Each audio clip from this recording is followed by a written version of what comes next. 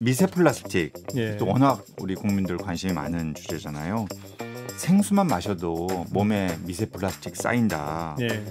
또 심지어 뇌 속에 들어간다. 예. 이런 얘기도 이거는 어떻습니까? 이거 아까 교수님 말씀하신 괴담입니까? 아니면 팩트입니까? 이거는 그 의학은 통계적인 것이잖아요. 뇌 인지 장애를 가지신 분들, 그런 분들의 뇌를 조사를 해봤더니 미세 플라스틱이 쌓여 있는 정도가 일반인들보다 훨씬 많더라. 제가 여쭤본 것처럼 예. 이게 하여튼 몸으로 들어가고 뇌로도 간다. 이거는 팩트네요. 팩트고 미세 플라스틱은 우리 조직에 쌓이면은 빠져나갈 어떤 기전이 없습니다.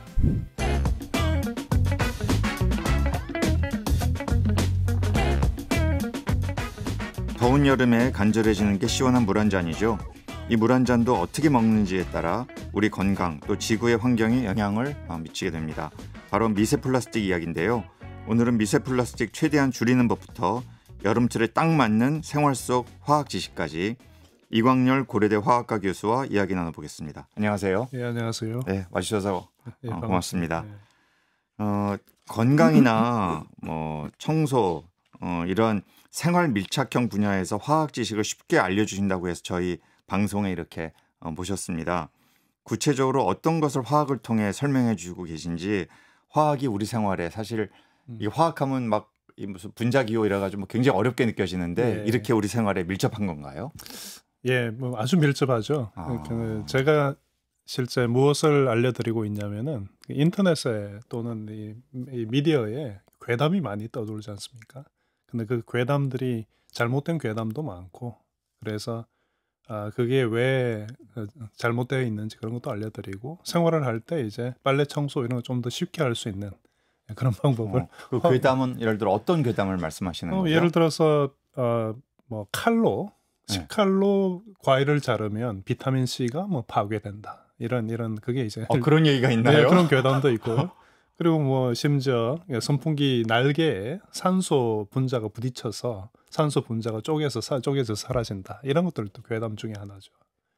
이게 선풍기 쐬다가 죽었다는 얘기 있잖아요. 밤에 이렇게 문 닫아 놓으면은 밀폐돼서. 그래서 그런 얘기는 저도 어릴 때부터 많이 들었어요. 근데 이제 그게 그런 괴담을 들어보면은 산소가 선풍기 날개에 부딪혀서 쪼개져서 사라졌어. 그렇게 설명을 하나 보죠. 예, 그런 설명도 있더라고요. 예. 그러면은 교수님께서 이런 거를 어떻게 좀 이 어떤 팩트, 진실을 알려주시기 위해서 어떤 방식으로 하시나요? 글을 쓰시나요? 네이버에서 제가 채널 하나 운영을 하고 있는데 거기에서 이제 아주 간단하게 일반인들이 이해할 수 있는 그런 짧은 글로 알려드리고, 너무 어려우면 이해를 잘 못하시잖아요. 글로 하시나요? 예. 그러니까 화학식이나 방정 그 식이나 구조 같은 건 최소한으로 하고, 그 대신에 이제 실생활에서 쓸 수 있는 그런 꿀팁 같은 형식으로 이제 알려드리고 있죠. 관련 혹시 책도 쓰셨나요? 책은 꽤 많이 썼습니다. 많이 쓰셨어요? 저는 확실히 경제학 문과 쪽이라 이런, 그러니까 대중책을 말씀하시는. 예, 그렇습니다. 대중서적도 이런 좀 사실을 화학과 관련된 팩트를. 그러니까 뭐 이런 식이죠. 뭐 제가 이제 소위 게으른자 시리즈 책이 있는데 거기에서는 청소 빨래 어떻게 하는지 그걸 이제 쉽게 하는 방법 뭐 그런 것도 있고, 어떤 것을 먹었을 때 그게 약이 되는지 독이 되는지 이런 것들 좀. 너무 제가 이 질문이 나가지 않을, 이 청소 빨래는 화학하고 어떻게 관련이 있길래 그 얘기를 많이 하시나요? 실제 우리가 이제 여름에 문제가 많이 생기는데, 여름에 이제 습하고 온도가 높지 않습니까? 그러면은 세균이나 곰팡이 이런 것들이 화장실이나 싱크대 이런 데서 서식을 하면서 냄새를 굉장히 많이 풍기죠. 이런 것들도 실제는 그 화학 때문에 이렇게 세균이 만들어내는 그런 화학 반응 때문에 일어나는 것인데, 그럼 세균을 어떻게 죽일 것인가, 이 오염물들을 어떤 식으로 청소를 할 것인가, 이런 것들을 이야기해 볼 수 있겠죠. 뭐 좀 더 이어서 얘기를 해보면은 여름에 이제 빨래가 쉰내가 잘 나잖아요. 맞아요. 예, 그게 실제는 유기산 때문에 그런 것입니다. 그러니까 세상에서 제일 냄새가 심한 음식 중에 하나가 청어 통조림이거든요.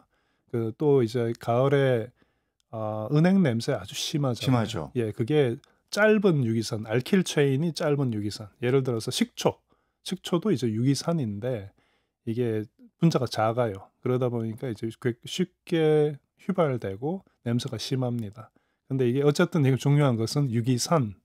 거기 이제 COOH라는 부분이 있어 유기산이라고 하는데 산성이죠.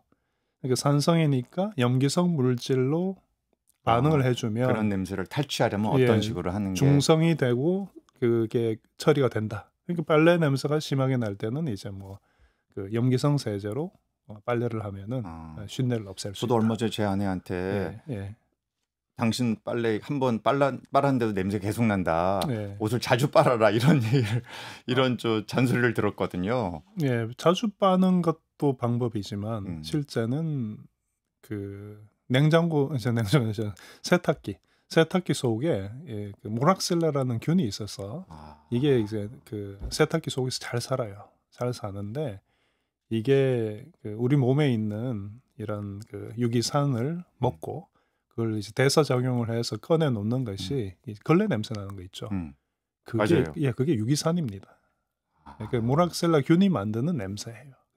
그러니까 세탁기 청소를 해주면 외려 많은 게 해결될 수 있죠. 그걸 해야 되는 거군요. 예. 저도 제대로 알았습니다. 예.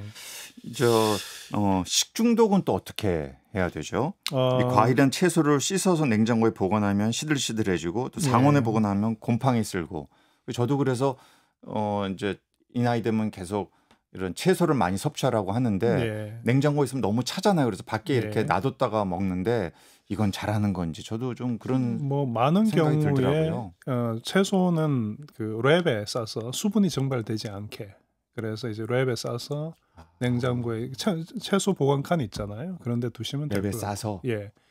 그리고 실제는 많은 분들이 그 과일과 채소를 그냥 통째에 집어넣고 보관하는 것 같아요. 저희 집도. 근데 이제 키위 같은 경우에 익은 키위 있잖아요. 그런 데서 이제 에틸렌이라는 기체가 많이 발생을 합니다. 근데 상온에 놔두면 그러니까 익으면 내놓는 게 이제 에틸렌인데 이제 과일들은 보면은 이제 나무에 과일들이 열렸을 때 자기 혼자 열리면 억울하잖아요. 그러니까 주변에 다른 과일들도 같이 익어라. 그냥 다 같이 익으면은 이제 뭐 원숭이나 새나 이런 것들이 와서 한꺼번에 먹고 씨도 주변에 많이 뿌리고 하니까 자손이 잘 번성을 하겠죠. 근데 이런 어쨌든 그런 것 때문에 그런지 에틸렌이라는 것을 내놓습니다. 근데 이게 옆에 것들도 같이 익어라 하고 시켜주는 거잖아요. 그런데 만약에 시금치 같은 것을 키위하고 같이 뒀다. 밀봉하지 않고. 그럼 시금치 입장에서는 지금 자기는 이미 다 자랐죠. 다 자란 존재한테 익어라 그러면 뭐가 있습니까? 죽으라는 얘기잖아요.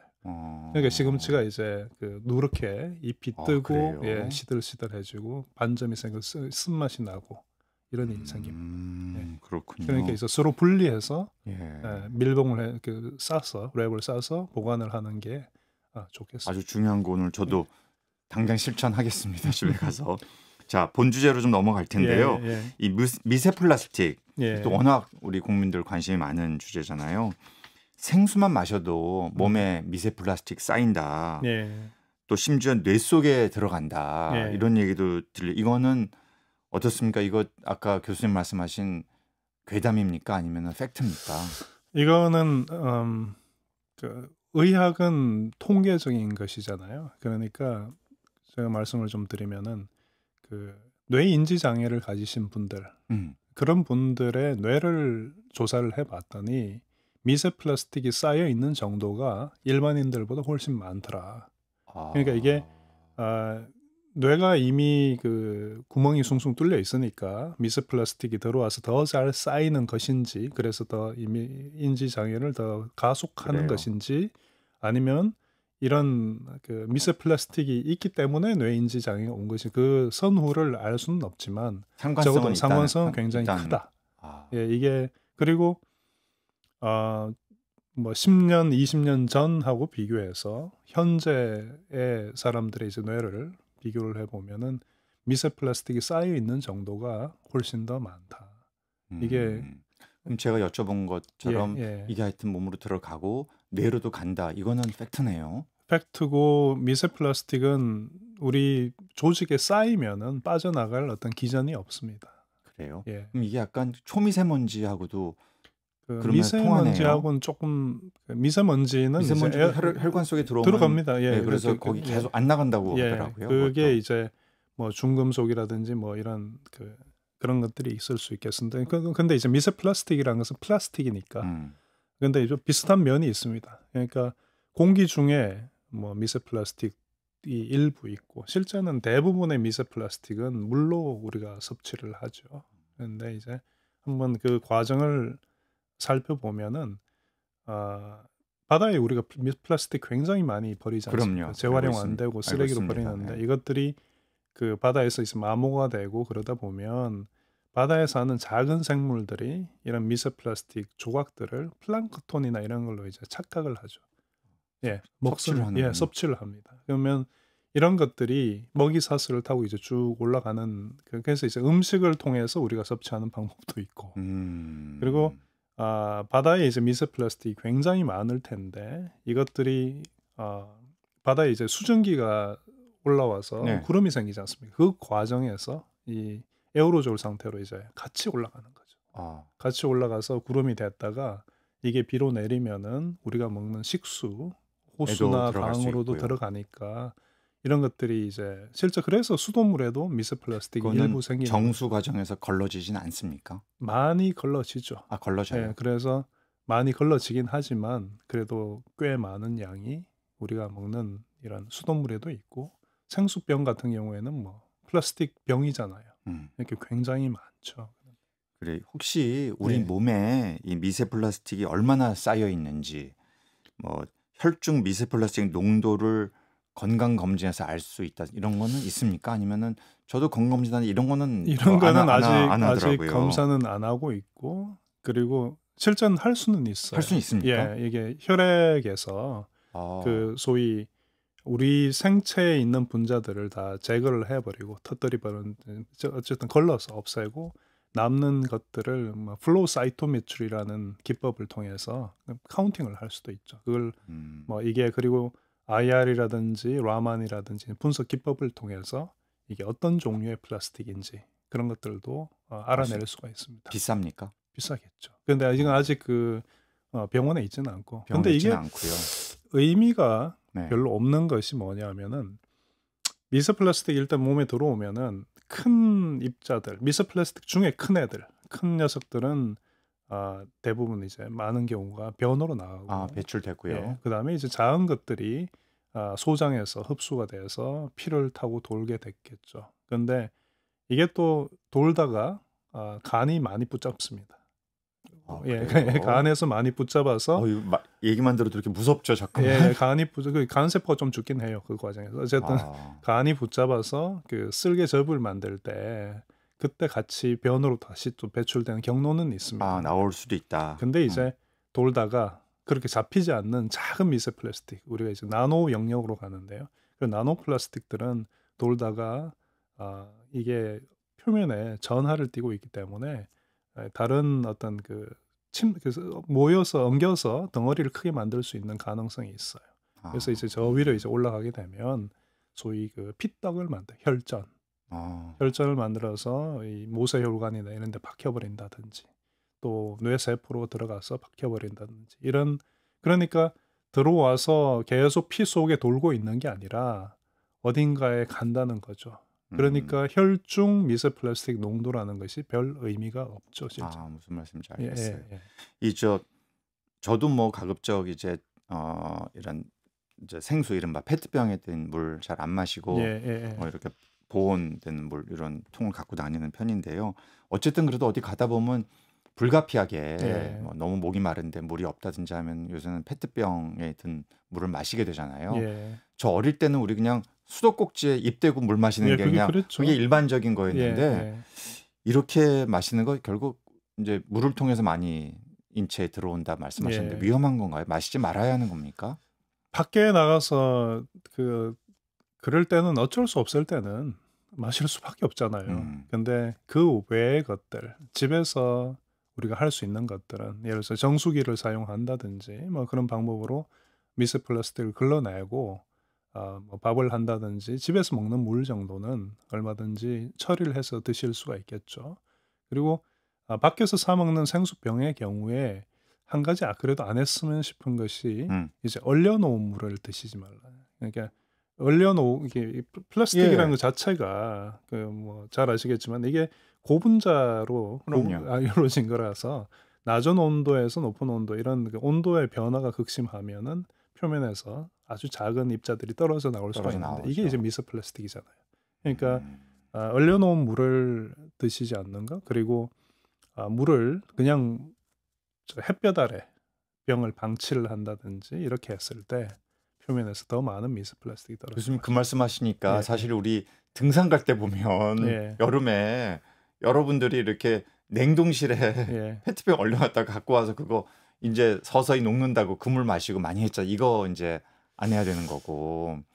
근데 그 참, 그 슈퍼마켓 가보면 예, 또 예, 햇빛 있는데 거기다가 그냥 이 통으로 예. 막 엄청난 맞습니다. 이거를 다 이것도 굉장히 안 좋은 거네요. 적어도 그러니까. 후자는 안 해야 될 것 같고, 그 음. 등산의 경우에는 그 건강에 어떤 운동을 하면서 얻는 이득과 미세 플라스틱을 좀 얻는 그럼요. 그 불이익이 어느 정도 상쇄는 맞아요. 될 것 같아요.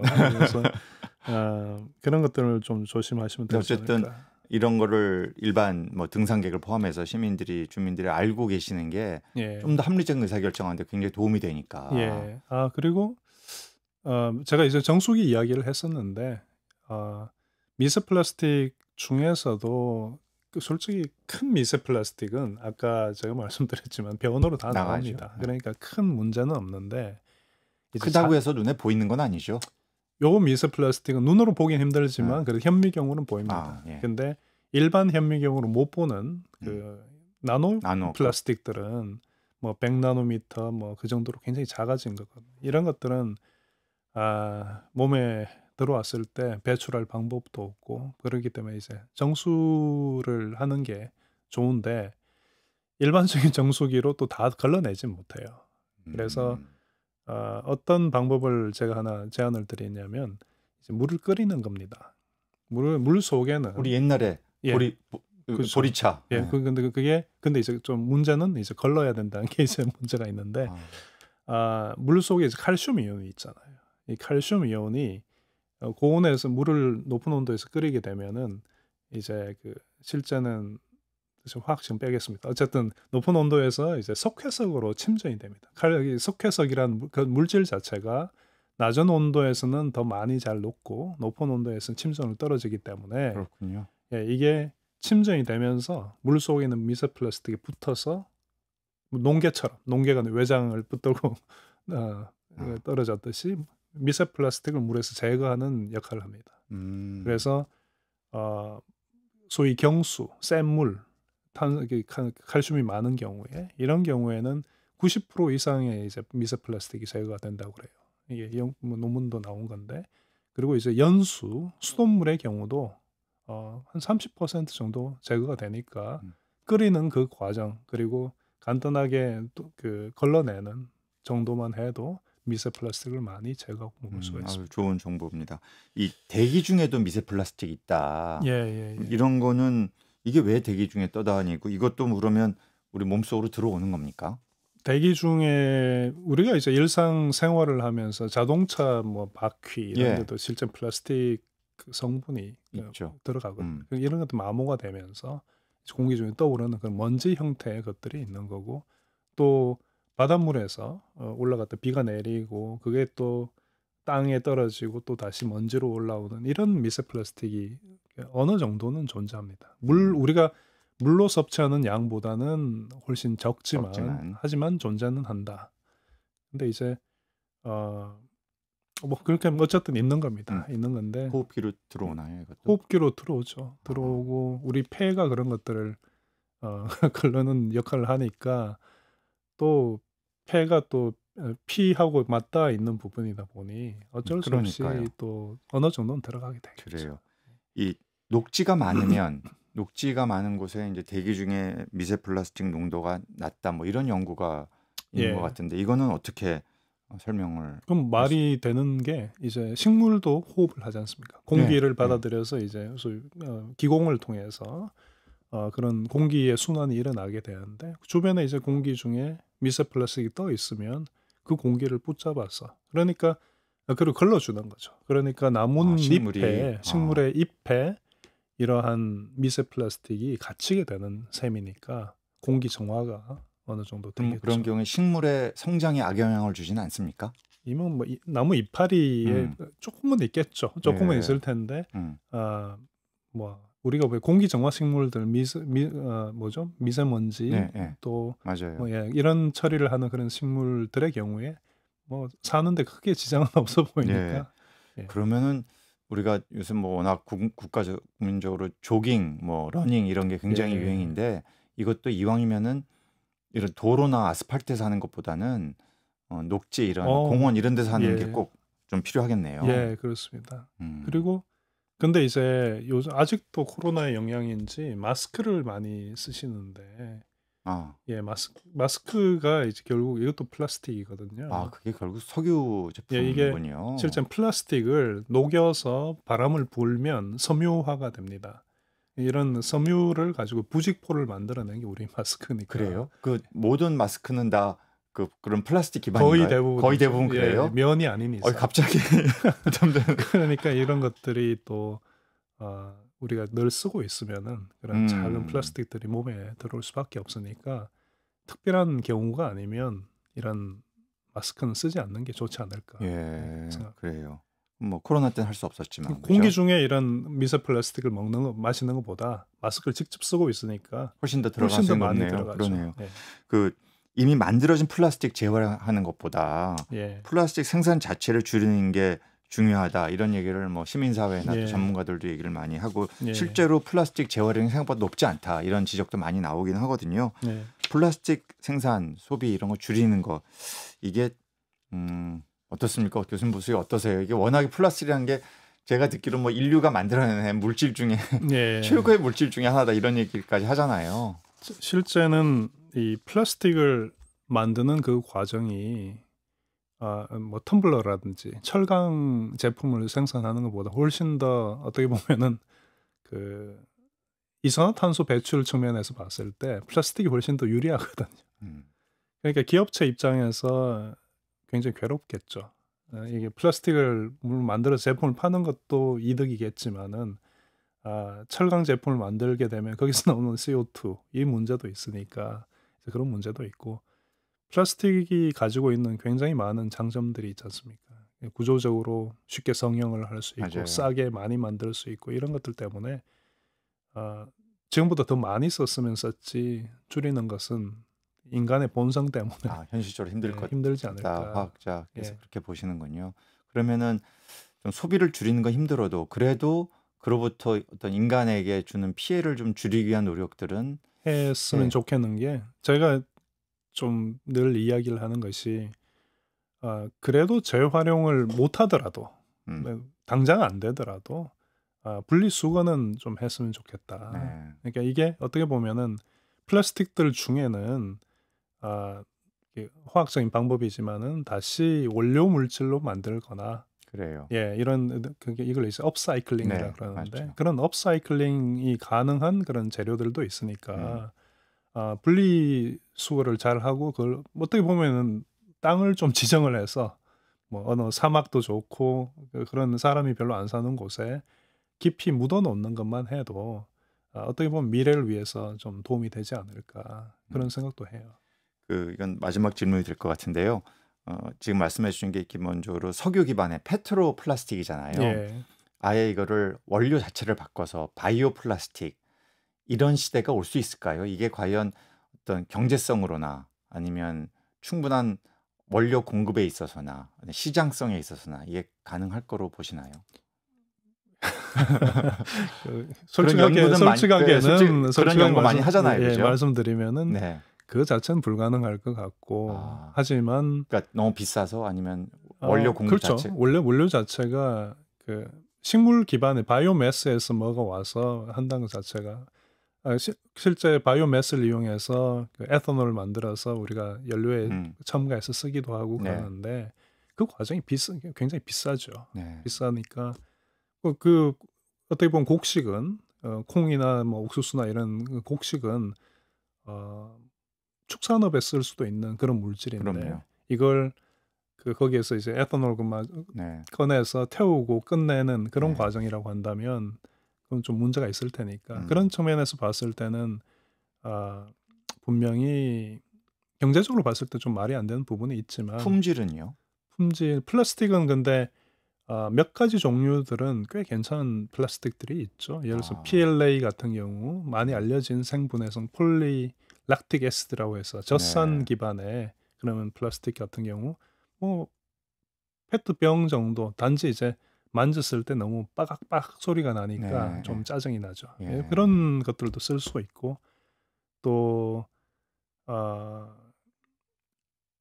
최근에 이제 일본 과학자들이 이제 거의 바닷물에 들어갔을 때 거의 뭐 생분해가 되는 이제 그런 뭐 플라스틱도 이제 뭐 그렇군요. 스타벅스에서 이번에 뭐 그 플라스틱으로 다시 네. 돌아오면서 하는 것도 네. 그런 종류도 생분해성 물질이기 때문에